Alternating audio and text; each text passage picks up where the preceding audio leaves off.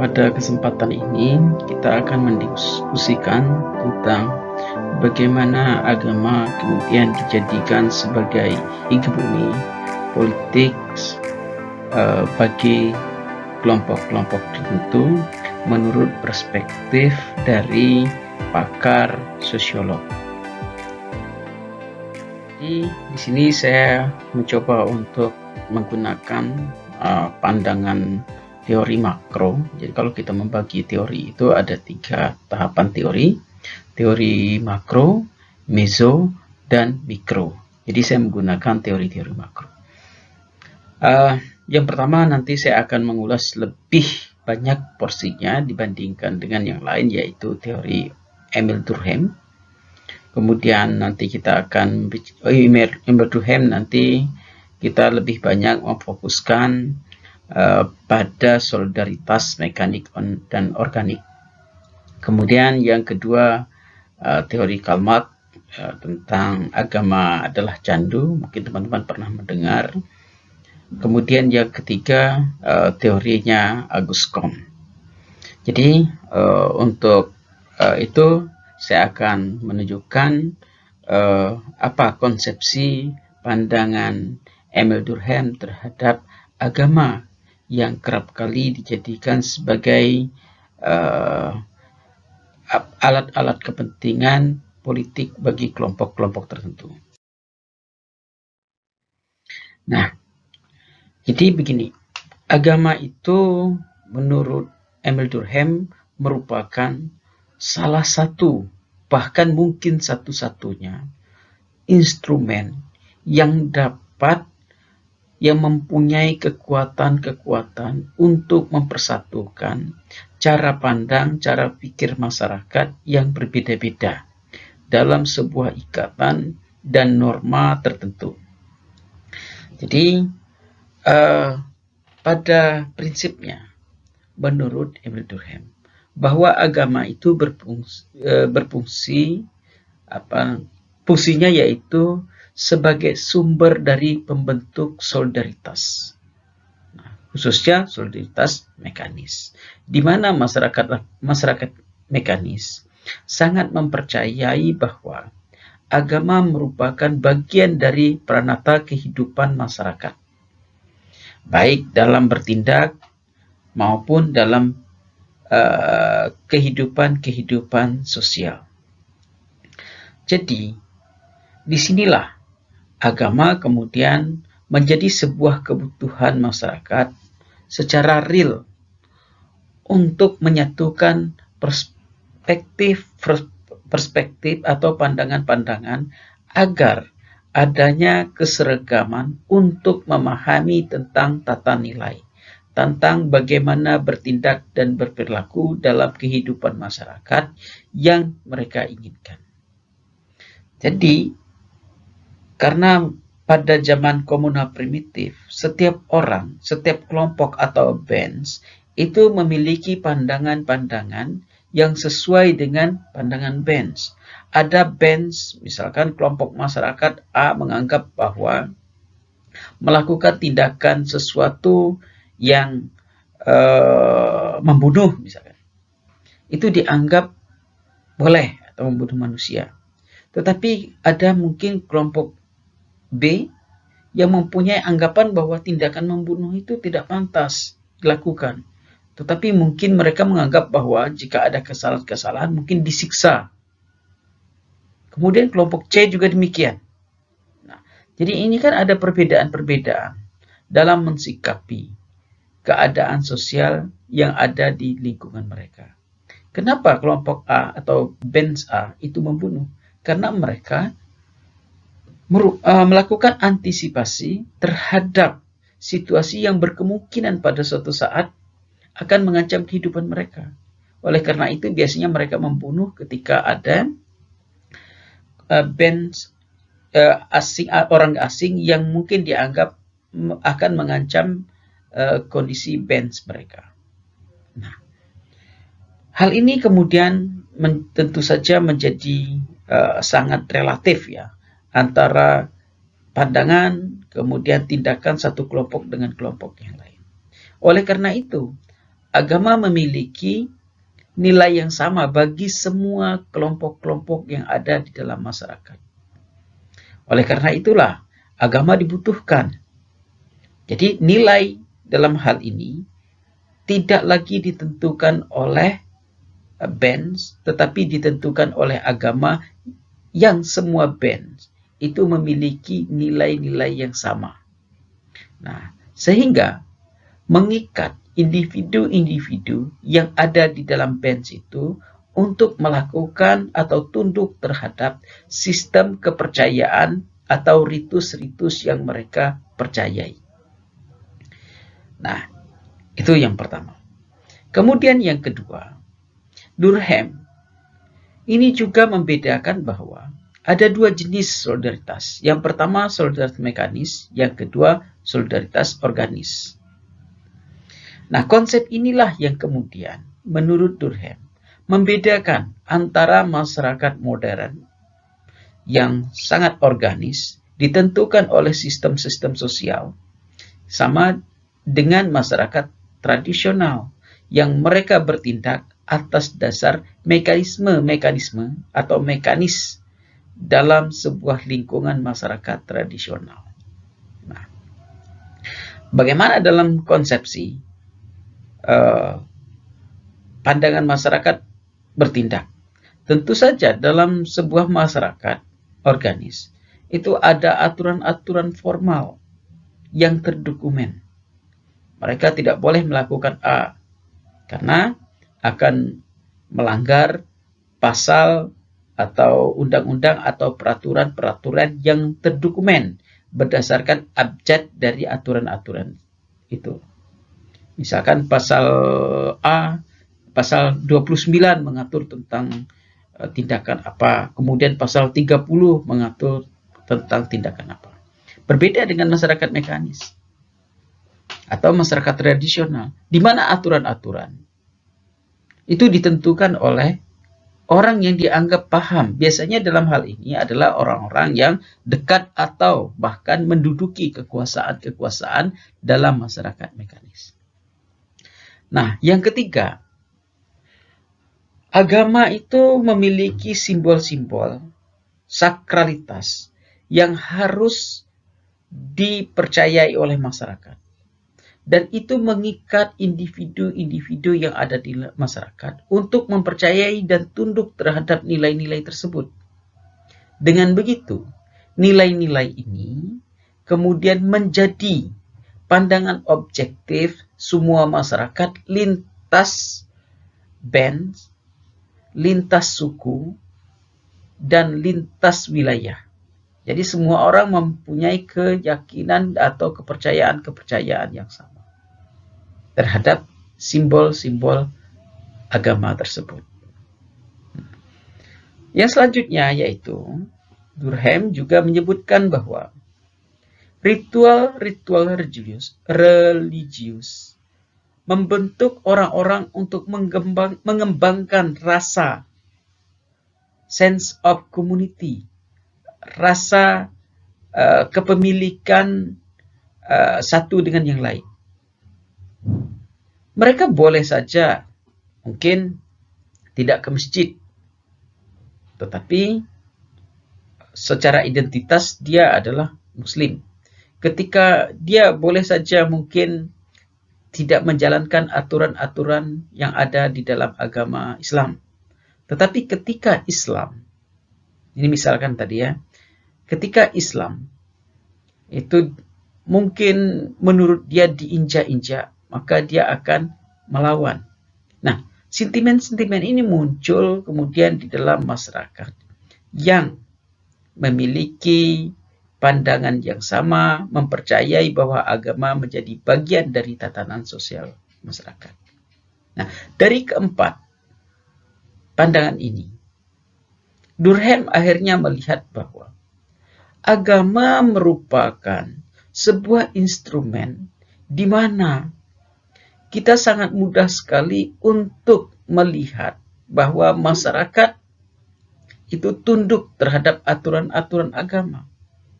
Nah, inilah yang kemudian dimanfaatkan oleh pemegang kekuasaan atau orang yang dekat dengan kekuasaan untuk menggunakan agama sebagai sebuah instrumen menundukkan masyarakat atau supaya masyarakat itu tunduk atas kepentingan-kepentingan dari penguasa itu. Jadi, kerap kali pada waktu ketika Durkheim hidup, banyak sekali negara-negara atau menurut dia kerajaan-kerajaan yang semua kerajaan itu berasaskan pada kepentingan-kepentingan agama tertentu.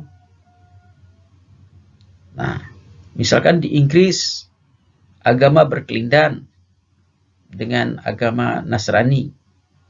Kemudian di Indonesia, mulai dari Hindu, Buddha, kemudian terakhir mungkin ada agama yang berafiliasi dengan Islam.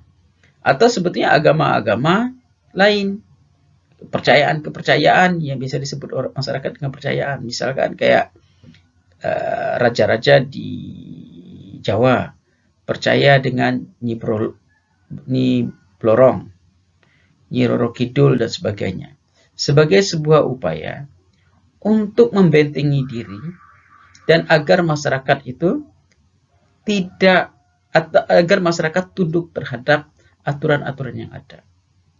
Masyarakat takut untuk melawan raja karena raja merupakan pemimpin, merupakan titisan dari Tuhan yang harus diikuti semua tindakan dan perilaku dan titah mereka. Demikian misalkan di Jawa, di mana raja diafiliasikan dengan kepercayaan tradisional masyarakat Nyi Roro Kidul. Tentu saja masyarakat takut untuk melakukan perlawanan-perlawanan terhadap raja. Masyarakat harus tunduk ketika raja bilang bahwa harus makan sayur asem. Maka orang akan makan sayur asem. Tanpa mempertanyakan alasannya kenapa makan sayur asem. Apa hubungan antara sayur asem dengan gempa bumi? Tanpa mempertanyakan itu, semua orang tunduk terhadap konsepsi-konsepsi pemimpin yang dianggap merupakan representasi dari kepercayaan yang mereka anut. Nah, Durkheim melihat ada 3 fenomena sosial yang melekat di dalam praktek kehidupan masyarakat. Jadi, yang pertama Durkheim menitik beratkan bahwa agama itu tidak hanya dijadikan sebagai bentuk kepercayaan sosial masyarakat saja. Jadi hubungannya itu tidak hablum minallah kalau dalam bahasa Islam, tetapi juga hablum minannas, yaitu hubungannya dengan sesama manusia. Padahalnya dalam pertemuan kedua dan ketiga materi sebelumnya, kita telah mendiskusikan bahwa hubungan dalam agama, hubungan manusia dengan Tuhan, itu bersifat kebutuhan-kebutuhan manusia untuk menyelesaikan permasalahan-permasalahan hidup mereka atau ketakutan-ketakutan mereka. Kemudian yang mereka manifestasikan melalui adanya roh-roh yang menjiwai semua bentuk yang ada di muka bumi. Roh tanah, kemudian disebut dengan mambang tanah, kemudian dewa air, dewa api, dewa angin, dan sebagainya. Tetapi di sini Durkheim melihat bahwa tidak hanya sebatas itu, tetapi juga dikaitkan dengan kehidupan sosial masyarakat. Masyarakat akan digunjing, akan mendapatkan hukuman sosial dari masyarakat mayoritas. Ketika mayoritas, maksudnya mayoritas mereka mempercayai bahwa adanya agama, adanya Tuhan. Ketika mereka tidak memiliki kepercayaan tertentu, atau mereka memiliki kepercayaan, tercatat memiliki kepercayaan, tetapi mungkin jarang ke gereja, jarang ke vihara, jarang ke kelenteng, bahkan mungkin jarang ke masjid. Ini akan menjadi gunjingan-gunjingan atau hukuman-hukuman sosial. Nah, saya tidak tahu kalau bagi teman-teman mahasiswa yang tinggal di kos-kosan misalnya. Pada hari Jumat teman-temannya pergi ke masjid. Dia tidak, padahal dia Islam. Mungkin ada teman-temannya yang menghampiri, mempertanyakan, kenapa kamu tidak ke masjid? Kenapa saya tidak pernah melihat kamu sholat? Bahkan, bagi misalkan ibu kos tertentu, mereka mempertanyakan, ketika kita mau masuk sewa kos di tempat mereka, mempertanyakan. Hal yang ditanyakan tidak hanya kamu dari mana, tetapi terkadang agamamu apa. Tidak jarang ketika agama berbeda, mereka menolak. Nah, kemudian yang kedua, menurut Durkheim, agama itu berfungsi untuk meningkatkan solidaritas sosial masyarakat sebagai suatu kesatuan sumber moral. Mungkin teman-teman masih ingat ketika demo yang berjilid-jilid di Jakarta. Itu adalah solidaritas yang terbangun, di mana secara politis dibangun oleh kekuatan politis untuk meningkatkan solidaritas yang mereka membangun isu-isu bahwa Islam dilecehkan, agama dilecehkan dan sebagainya.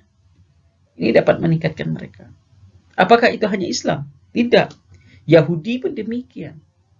Cuma kan karena Yahudi di Indonesia khususnya itu sangat minoritas dan mereka terkucilkan. Maka gerakan mereka itu lebih underground, lebih senyap, sunyi, tidak kelihatan. Tapi ikatan solidaritas di antara mereka sangat kuat. Menembus batas-batas moral, menembus batas-batas sosial yang ada. Ketika ada suatu masalah, mereka akan dengan suka hati membantu komunitas-komunitas mereka. Kemudian yang ketiga, nah ini yang perlu dilihat bahwa kalau dalam masyarakat primitif, agama itu membantu orang untuk berkontak satu dengan yang lain. Tadi sebagaimana saya sampaikan bahwa band-band tadi kerap kali mempunyai pemaknaan nilai yang berbeda antara satu band dengan band yang lain. Sehingga tidak jarang, karena terjadi perbedaan itu, tidak jarang menimbulkan konflik.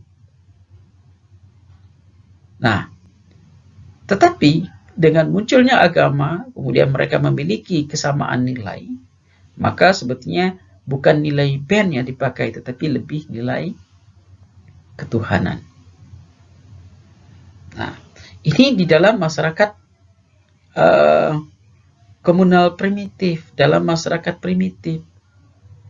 Jadi mereka melihat bahwa bukan hubungannya itu dengan Tuhan, tetapi dengan hubungan sesama manusia, yaitu antar band tadi agar tidak terjadi bentrok. Nah, pada saat itulah menurut Durkheim bahwa agama dibutuhkan dalam masyarakat primitif.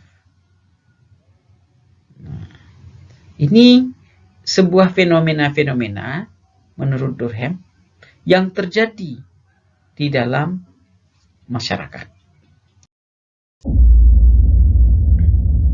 Durkheim juga menyebutkan bahwa ada 3 hal yang meliputi agama. Yang pertama itu Durkheim menyebutkan sakral, sacred, kemudian profan dan totem. Oke.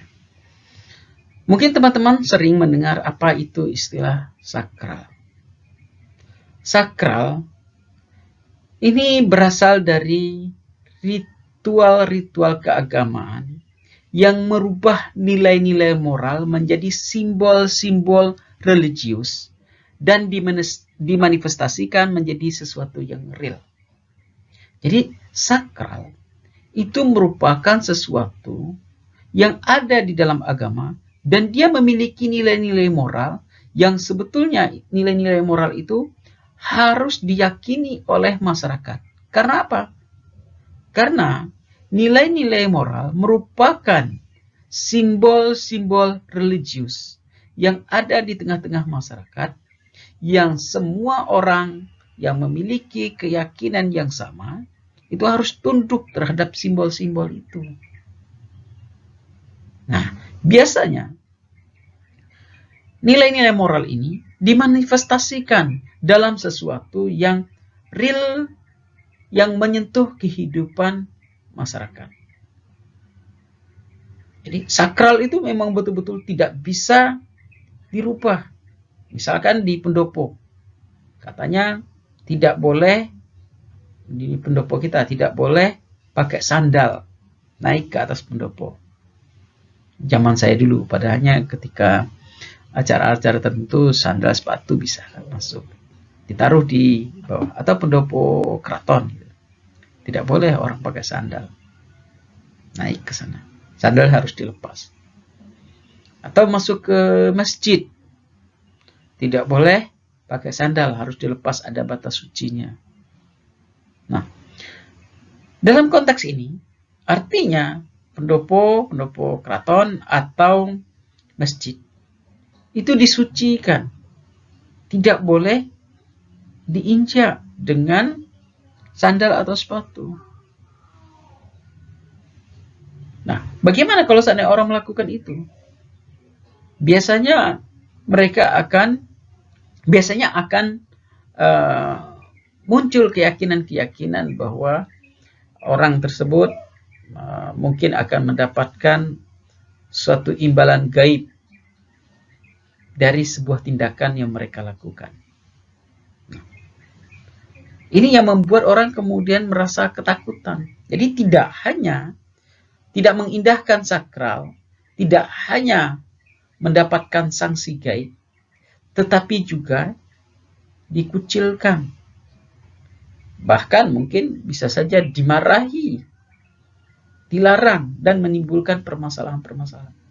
Jadi sakralitas dalam konteks politik ini sangat penting untuk dilakukan. Supaya semua orang memiliki nilai-nilai yang sama terhadap nilai sakral tadi. Bila kita tarik misalkan dalam konteks politik nasional, setiap negara mempunyai sakralitas yang ditanamkan dalam kehidupan negara mereka. Salah satu contoh itu bendera.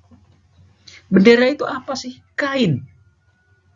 Ada yang berwarna, ada yang warna-warni, ada yang hanya tempelan lukisan di sana, gambar. Artinya apa?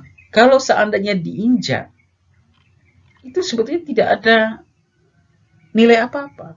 Tetapi karena bendera itu disakralkan di semua negara, ketika diinjak, bukan konsekuensi gaib yang hadir di sana. Tetapi muncul permasalahan-permasalahan yang berkaitan dengan hukum, kemudian dicemoohi, kemudian mendapatkan sanksi sosial dan sebagainya. Nah, karena mereka mensakralkan atau mensucikan, dalam tanda kutip, bendera itu menjadi bagian dari nilai-nilai atau simbol-simbol yang melekat dalam konteks politik. Di kelompok tertentu adalah profan.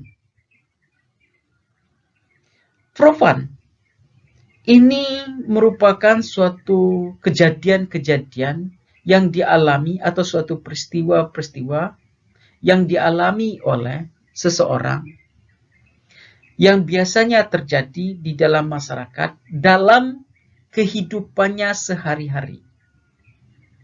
Dan kejadian-kejadian ini berkaitan dengan nilai religius, tetapi tidak memiliki nilai suci yang disakralkan. Jadi profan itu ada sesuatu hal yang kita percayai. Ada sesuatu hal yang kita lihat itu ada di tengah-tengah masyarakat.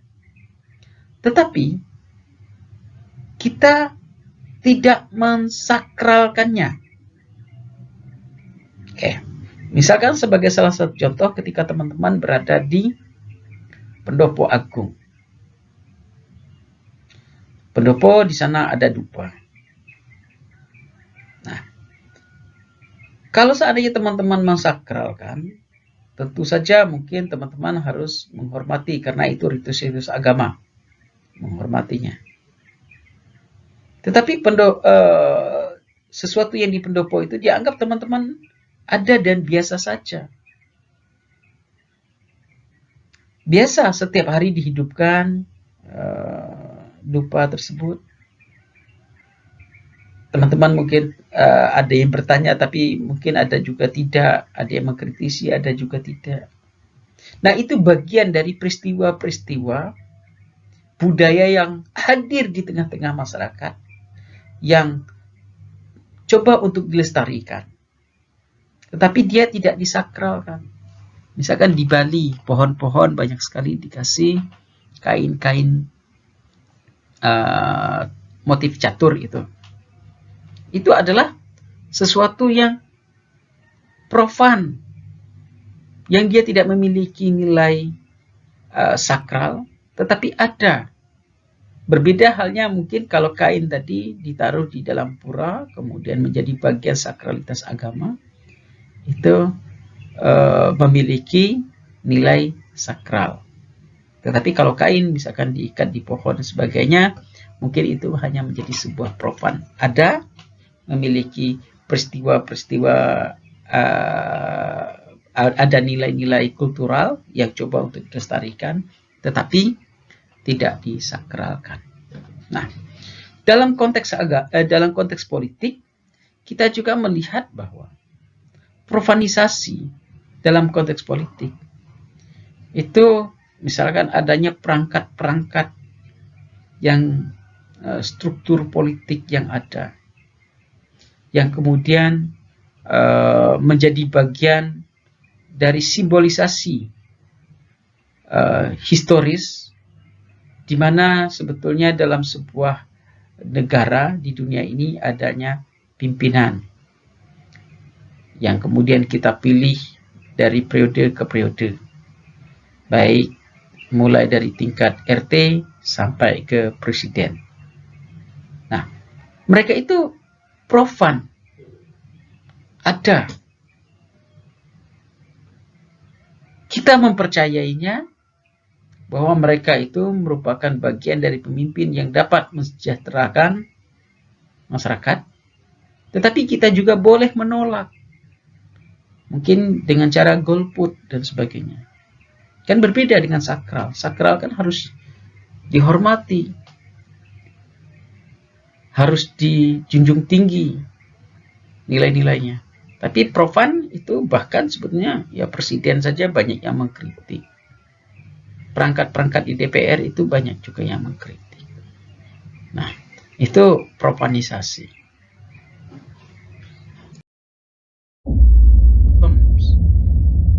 Jadi kalau dalam agama itu sistem keagamaan yang mengasumsikan suatu benda dianggap memiliki nilai-nilai suci yang disakralkan dan dijadikan sebagai sebuah simbol.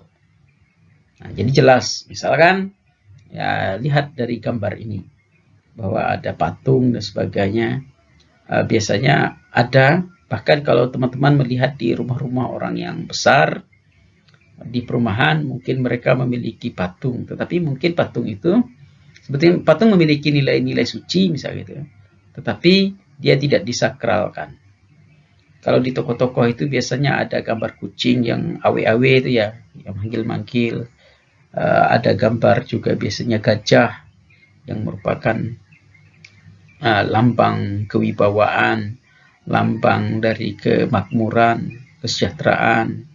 Kemudian kalau di Cina itu ada koin yang diikat.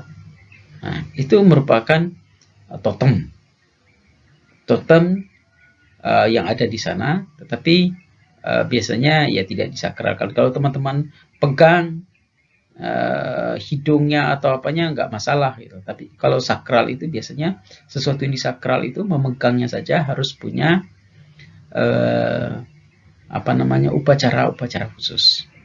Nah, tapi begini, karena ini kaitannya dengan agama kaitannya dengan politik. Jadi dari ketiga elemen ini, biasanya dalam sistem politik bisa saja menggunakan sakral, profan, dan totem secara bersama-samaan. Tetapi bisa saja mereka lebih menonjolkan sisi sakralitasnya. Nah, dari sisi sakralitas ini, kemudian mereka menggunakan, mohon maaf, misalkan ayat-ayat agama untuk menunjukkan bahwa apa yang dilakukan itu betul-betul sakral, yang semua orang harus tunduk dan mempercayai apa yang mereka lakukan. Ini kemudian dalam konteks politik, sakral, profan, dan totem ini biasanya bisa saling berkelindan, tetapi bisa saja ada salah satu aspek yang mereka mainkan. Tetapi tentu saja bagi orang-orang yang ingin instan untuk kepentingan politik, yang lebih cepat digunakan yaitu perspektif sakral, mensucikan sesuatu. Jadi tidak heran ketika kita melihat bahwa 4 tahun sekali kita melihat banyak sekali orang yang memakai peci. Padahal sebelumnya 3 tahun atau 2 tahun sebelumnya tidak memakai peci misalnya. Nah, ini merupakan yang memakai peci itu sebetulnya merupakan totem yang menempel di tengah-tengah, yang menempel di kepala mereka. Nah, sementara kalau sakral biasanya mereka lebih banyak bermain pada ranah-ranah domain agama, menjual ayat-ayat suci, kemudian membantu masjid dan sebagainya untuk kepentingan-kepentingan mereka.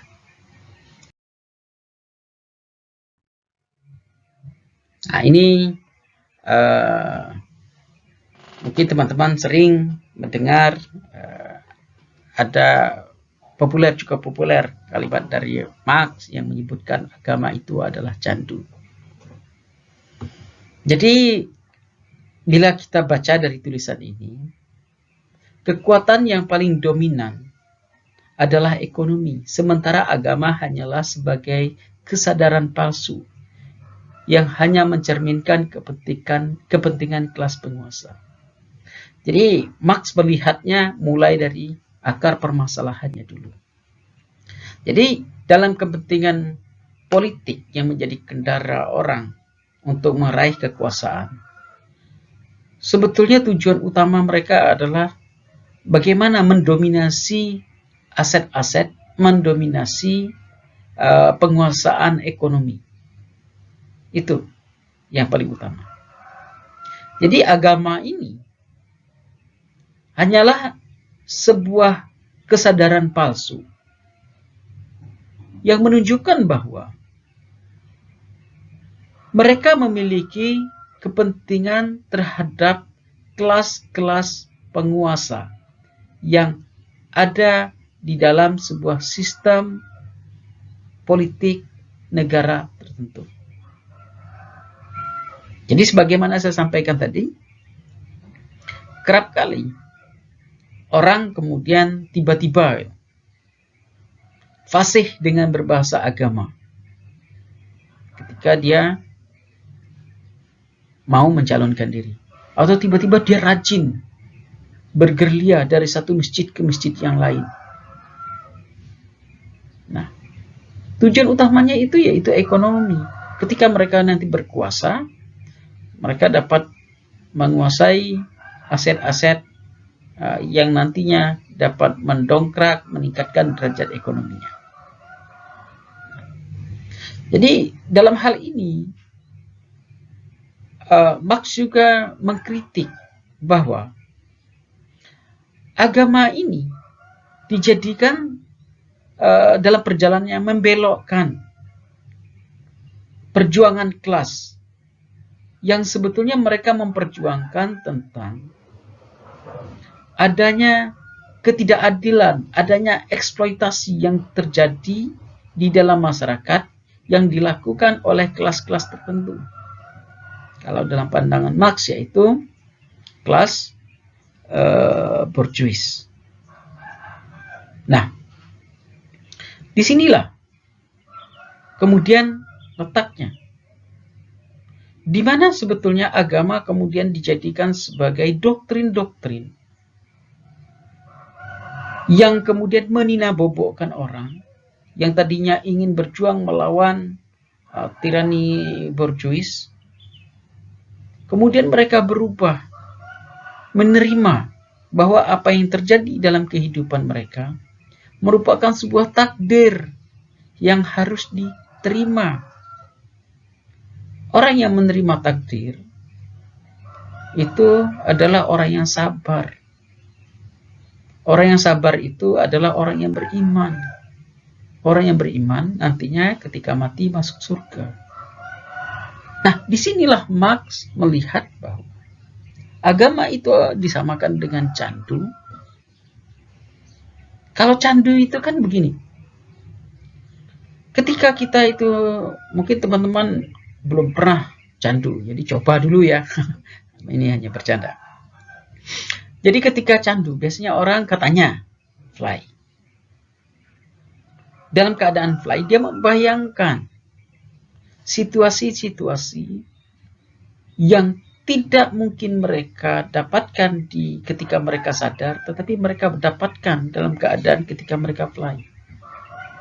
Mungkin bagi jomblo misalkan, ngisap candu, opium, fly, membayangkan bahwa dia dekat dengan Karissa Putri, kemudian dengan siapa lagi, saya kurang paham juga, dengan artis-artis yang cantik.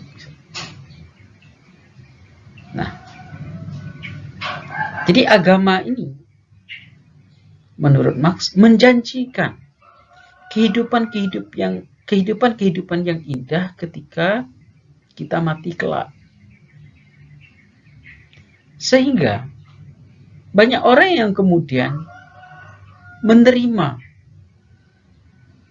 keadaan-keadaan disparitas ekonomi yang terjadi di muka bumi ini. Sehingga dengan begitu secara otomatis mereka melupakan perjuangan kelas yang semestinya menjadi hak mereka untuk hidup lebih baik tanpa dieksploitasi oleh kelompok-kelompok tertentu. Nah, agama memberikan keyakinan kepada mereka bahwa yang mereka alami saat ini merupakan itu tadi ya, kodrat yang harus diterima, kodrat yang harus tidak boleh ditantang, karena itu merupakan yang namanya kodrat itu adalah satu situasi yang sudah ditakdirkan ya, satu situasi yang sudah digariskan, tepatnya digariskan bahwa mereka memiliki nasib semacam itu. Nah, inilah yang kemudian menjadi fokusnya Karl Marx, sehingga dia mengkritik bahwa agama itu sama dengan candu. Nah, dalam konteks politik tadi ya sebetulnya kita sudah ngomong tentang konteks politik. Tetapi yang lebih jelas bisa saja kita melihat bahwa banyak sekali ayat-ayat agama kemudian yang diperdengarkan dalam kehidupan bermasyarakat, bahwa masyarakat diminta untuk bersyukur, bahwa masyarakat diminta untuk menerima, masyarakat diminta untuk berdoa atas situasi yang ada. Nah, menurut Marx, kemiskinan atau situasi kemiskinan yang ada di tengah-tengah masyarakat itu sebetulnya bukan takdir yang diturunkan oleh Tuhan. Sebab semua manusia mempunyai kemampuan untuk merubah takdirnya. Tapi kenapa itu tidak terjadi? Karena ada dominasi-dominasi terhadap aset-aset ekonomi yang dimiliki oleh kelompok-kelompok tertentu. Kalau tidak salah, pertemuan yang lalu saya sudah menyinggung bahwa ketika ada kepentingan-kepentingan seseorang untuk misalkan menduduki kekuasaan, kepentingan apa? Ya, dominasi ekonomi. Coba kita lihat di negara manapun, mayoritas orang yang duduk di keadaan politik tertentu, di situasi politik, dalam posisi politik tertentu, mereka sebetulnya orang-orang yang mapan. Di Indonesia misalkan Abu Rizal Bakri dulu menjadi seorang politisi, menguasai yang duduk di DPR dan sebagainya. Bahkan sampai saat ini banyak sekali. Mereka pengusaha-pengusaha. Kalau dipikir-pikir ya udah mereka konsen saja ngurus perusahaan mereka. Tapi kok mereka itu berada di lingkungan politik? Karena apa? Dengan menguasai lingkungan politik, dengan menguasai masuk dalam kekuasaan, mereka akan mendapatkan peluang yang lebih besar untuk menjadi borjuis permanen. Dengan begitu, karena mereka permanen, maka berarti mereka harus menciptakan proletar permanen yang akan menghamba dan bekerja untuk meningkatkan keuntungan dari borjuis permanen tadi.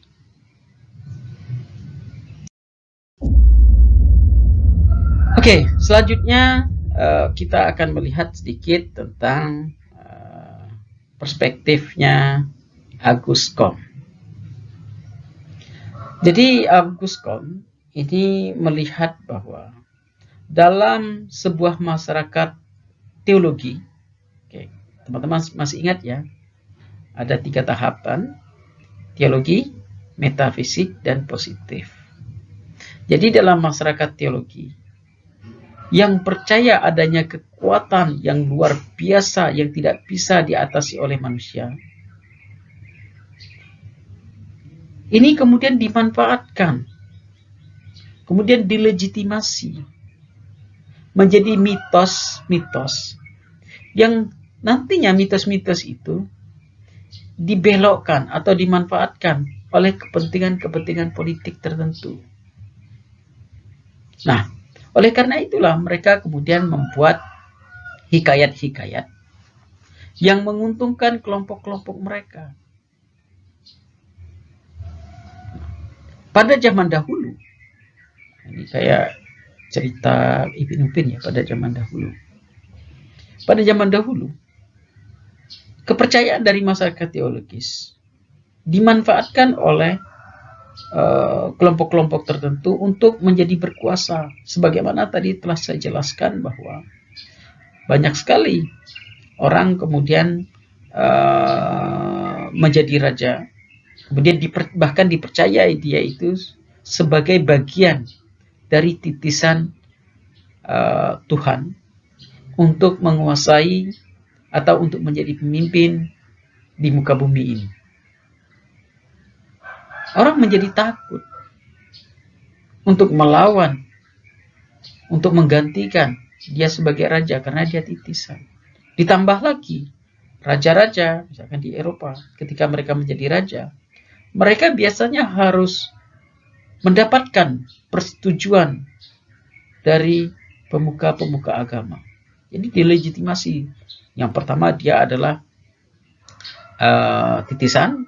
Yang kedua dia mendapatkan persetujuan, pada waktu itu persetujuan gereja untuk menjadi raja dinobatkan oleh gereja. Kalau seandainya berkonflik antara putra mahkota dengan gereja, maka bisa saja dia batal menjadi raja.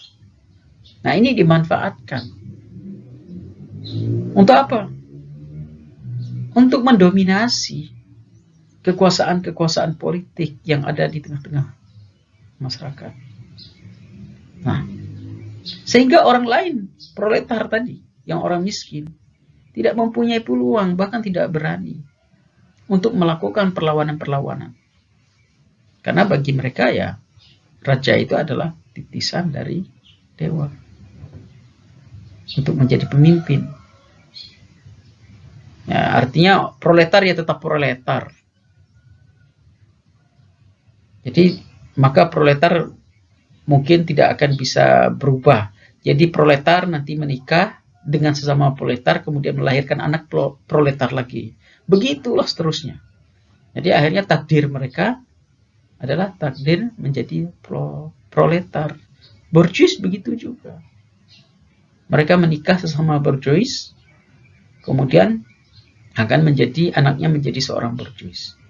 Makanya sebetulnya banyak sekali dalam hal ini akhirnya terjadi perkawinan-perkawinan secara politis itu dijodohkan. Dalam kelompok tertentu, misalkan ada di Kalimantan itu ada namanya SY atau Sarip-Sarip. Itu biasanya jodoh, dan tidak jarang mereka itu dijodohkan Sarip tadi dengan Sarifah itu biasanya dijodohkan dengan keluarga sepupu sendiri, dengan sepupu anaknya om yang teman mainnya dulu dinikahkan sama dia. Ya laki-lakinya senang-senang saja daripada jomblo ya. Apalagi anaknya om itu cantik, kaya lagi omnya. Bahkan di Jogja pun demikian. Saya lupa di Kota Baru kalau tidak salah ada kasus penelitian, ada penelitian yang menyebutkan bahwa bukan Kota Baru, di daerah Kota Perak itu banyak terjadi perjodohan pernikahan yang terjadi. Teman-teman nanti cari referensi sendiri. Di Jogja pernah terjadi perjodohan itu.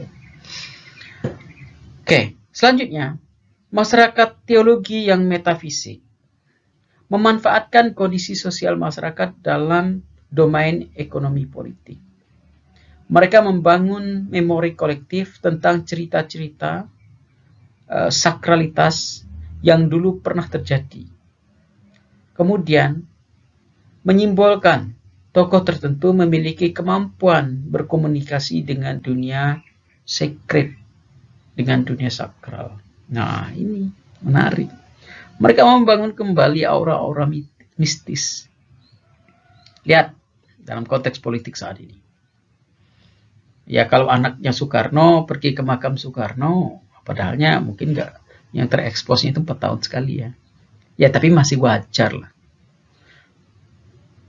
Tetapi yang bukan anak Soekarno datang ke makam Soekarno, bahkan kemarin salah juga ya, melangkahi mayat, ada yang melangkahi kuburan. Berarti menunjukkan bahwa tidak pernah berziarah ke kuburan. Nah, mereka membangun aura-aura mistis tadi. Karena mereka percaya bahwa Soekarno itu memiliki kesaktian. Mbah A, Mbah B itu memiliki kesaktian. Yang kebetulan mungkin kita-kita ini pernah, saya tidak sih, pernah ke kuburan, makam-makam orang-orang yang dianggap memiliki karamah. Dan karena tokoh A ke makam itu, menyembah itu, jadi kita juga percaya dengan mereka, kemudian kita memilih mereka. Jadi tidak hanya ke makam Soekarno, tetapi banyak makam-makam yang lain. Nah, sebetulnya kan dalam kepercayaan Muhammadiyah berdoa kan cukup dari rumah, tidak perlu ke makam. Artinya apa ini? Artinya bahwa di balik ziarah tadi ada kepentingan-kepentingan politik untuk mengembalikan memori kolektif masyarakat tentang kejayaan-kejayaan, tentang cerita-cerita heroik orang yang dia diziarah pada zaman dahulu. Nah, jadi inilah situasi politik kita saat ini. Jadi saya mulai dari Durkheim, kemudian Marx, bahkan Auguste Comte, ya mungkin tidak semua, tidak 100% yang mereka sampaikan ini sesuai dengan kondisi yang ada, kondisi politik yang ada di Indonesia. Tetapi saya melihat bahwa inilah sebuah fenomena yang terjadi di dalam masyarakat kita, dan pandangan dari ketiga tokoh ini mendekati keadaan, mendekati fenomena yang terjadi saat ini. Demikian teman-teman, perkuliahan kita terakhir. Saya ucapkan selamat mengikuti ujian. Terima kasih, sampai ketemu semester depan.